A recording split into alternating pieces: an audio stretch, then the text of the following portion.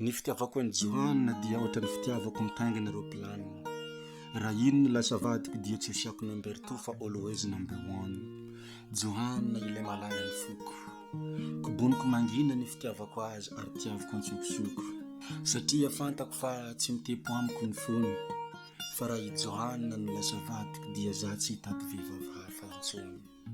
Johane moe Johane ilay mpanakanto tsy fantadaza fa ino. Fa lasa mitepo amin'ny foko ankehitriny.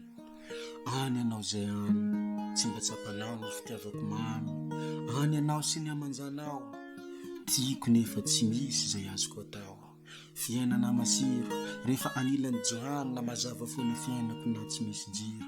Nefa rediridy no ataoko, tsy misy azoko atao raha tsy miheno ny hiranao mitondra lohateny hoe fikiro.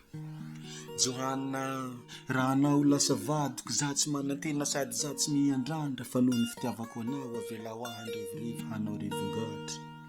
Rehefa mandeha ny hiranao, ny volume mafisiko satria ianao ilay mifisiko fa nifisiko aminato tsy misy nefa indrisy.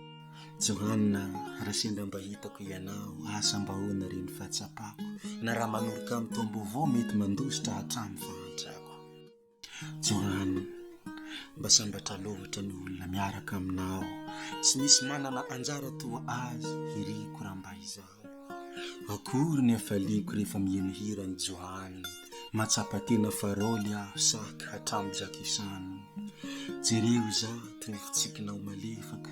Manaiky anao daholo ny momba rehetrarehetra. Omeko ny Johane ilay fititsy manampetraka.